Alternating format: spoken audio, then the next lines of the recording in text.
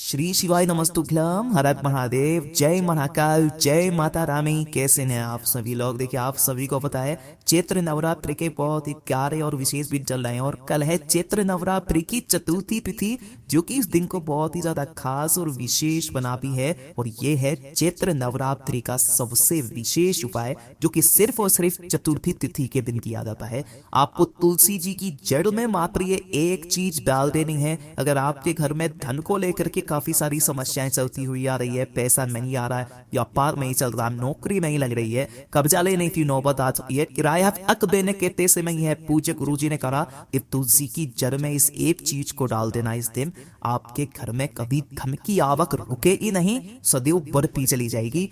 पूज्य गुरुजी की कथा से सुनकर के और समझ करके पूरे उपाय को बड़े ही विस्तार से बताऊंगा। परंतु उससे पहले आप सबसे एक छोटी सी प्रार्थना कि जो लोग पहली बार आए हैं चैनल को सब्सक्राइब जरूर कीजिएगा और वीडियो को लाइक करके देवादिदेव महादेव जी का कोई सा भी प्यारा नाम कमेंट बॉक्स में लिखना मत भूलिएगा। साथ ही साथ माता रानी की जय जरूर लिखिएगा। इस पूरे के पूरे वीडियो के अंदर हम लोग 3 मना उपायों के बारे में बात करेंगे, जो ना सिर्फ आपके घर में धन की समस्या को जीवन से खत्म करेगा, अगर आपके कार्य में कोई भी बाधा डालता है, कोई दुश्मन है, कोई शत्रु है, उनका नाश करेगा और आपको जीवन में तरक्की के सारे मार्ग भी खोलेगा। तो ध्यान से सुनते चलेगा ना, समझने की कोशिश करना।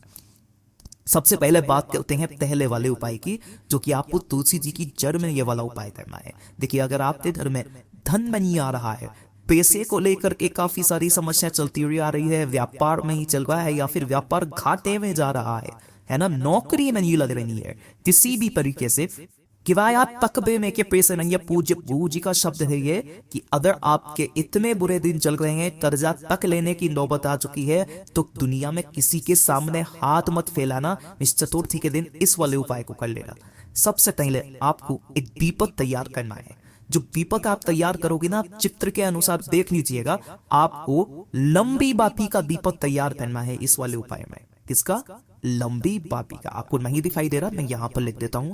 लंबी बाती का दीपक तैयार करना है माता के नाम से, और इसके अंदर आप भरोगे गाय का घी।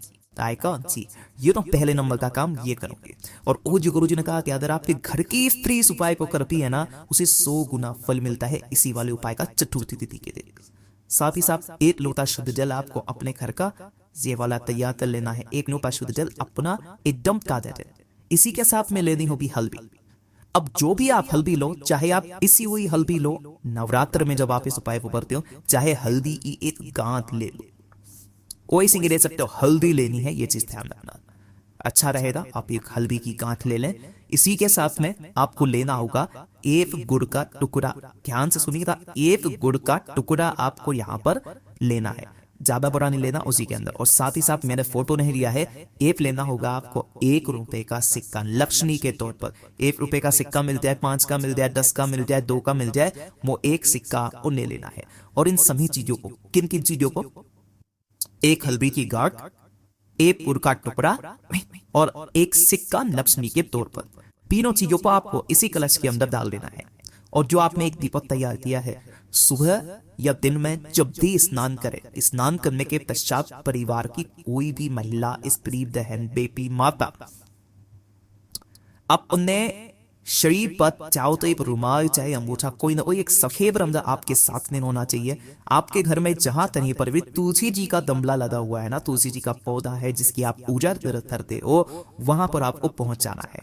इन चैत्र नवरात्रि की चतुर्थी तिथि का दिन बहुत बड़ा महत्व होता है महाराज। जैसे ही आप यहाँ पर पहुंचेंगे, सबसे पहले आपको कुछ एक दीपक को प्रज्वलित करना है, जिसकी बत्ती का मुख आप रखोगे किधर की तरफ में? उत्तर दिशा की तरफ। गलती मत करना, ध्यान रखना, उत्तर दिशा की तरफ आपको इस बत्ती का मुख रखना है।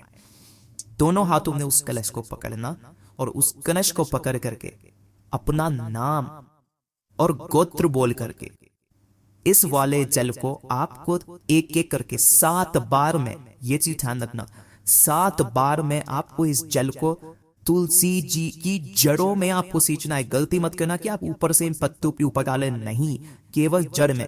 जैसे आपने पहली बार अपना नाम और पुत्र बोला, नाम और पुत्र बोल करके थोड़ा सा जल छोड़ना, फिर नाम पुत्र बोलना, फिर थोड़ा सा जल छोड़ना, फिर नाम और पुत्र बोलना, फिर थोड़ा सा जल छोड़ना। ऐसे आपको 7 बार में उस पूरे के पूरे जल को समर्पित करना है, सींचना है तुलसी जी की जड़ों में। सींच दोगे। सींच देने के पश्चात इसी तुलसी की आपको 11 परिक्रमा करनी है। ओम नमो भगवते वासुदेवाय मंत्र का स्मरण करते हुए, या फिर महालक्ष्मी जी का जो मंत्र आता है उस मंत्र का स्मरण करते हुए वापस थोप दे करके अपने घर की तरफ चले आ जाइएगा। चैत्र नवरात्र की चतुर्थी तिथि के दिन किया गया ये उपाय आपके घर में सदैव धन की आवक को बढ़ाएगा। पूज्य गुरु जी का बहुत अद्भुत और उपाय है, जरूर कीजिएगा। बात कर लेते हैं दूसरे वाले उपाय की। और ये जो दूसरा वाला उपाय है ना, ये किन लोगों को करना है? देखिए, अगर आपके शत्रु बहुत ज्यादा है, दुश्मन बहुत ज्यादा है, जिस जगह आप कार्य करते हो वहां पर आपके कार्यों में बाधा डालने वाले ऐसे बहुत सारे लोग होते हैं जो नहीं चाहते हैं कि आप मतलब ऊंची पोस्ट पर जाए या फिर आपका अच्छा हो, आपको हानि पहुंचाते हैं, नीचा गिराने की कोशिश करते हैं, आपके मान सम्मान को ठेस पहुंचाते हैं। तो उन सभी शत्रुओं का, दुश्मनों का नाश करने के लिए और उनके प्रभाव को शून्य करने के लिए इस वाले उपाय को किया जाता है।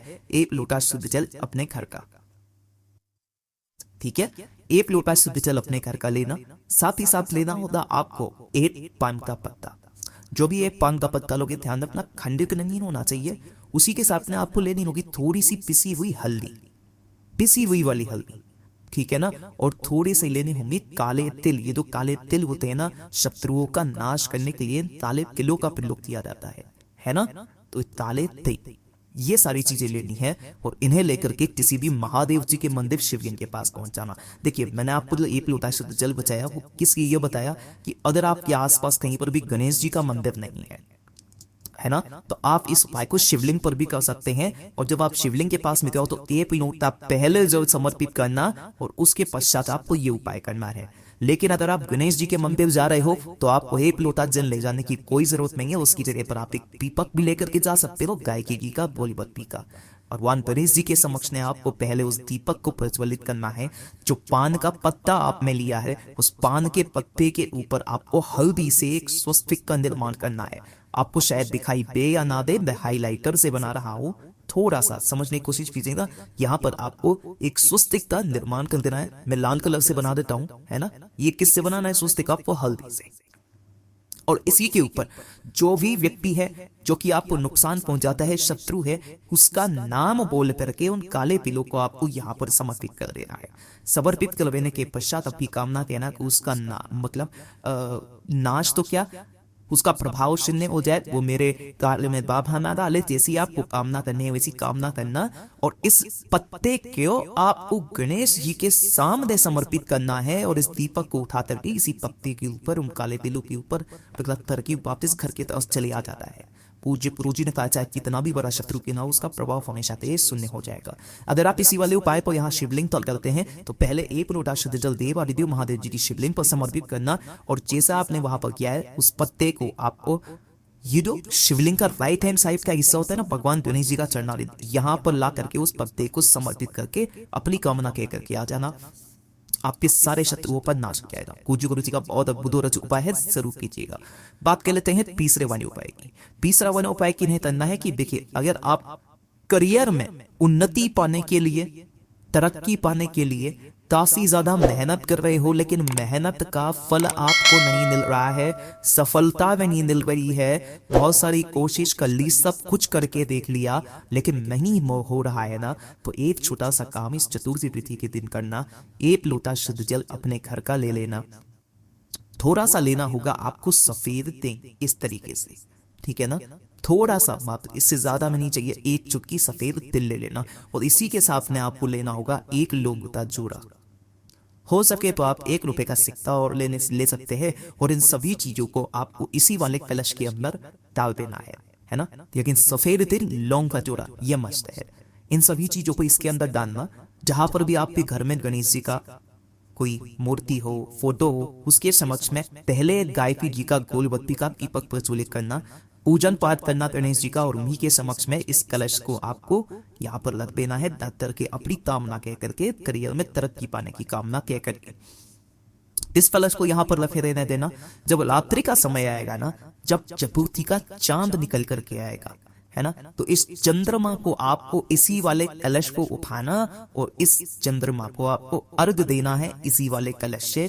किन महादेव जी के नाम से? चंद्रमौली महादेव के नाम से, चंद्रमौली महादेव के नाम से अर्घ दे देना, है ना। अर्घ देते समय अगर छींटे आपके पैरों पर पड़े तो घबराना नहीं है, आशीर्वाद समझ करके रखना, कोई दोष नहीं लगता है। जो भी चतुर्थी पड़े उस चतुर्थी रिबन करके देखिएगा, जीवन में तरक्की के रास्ते खुल जाएंगे। पूज्य गुरु जी के ये सभी उपाय बहुत ही ज्यादा खास और अद्भुत है, जरूर कीजिएगा।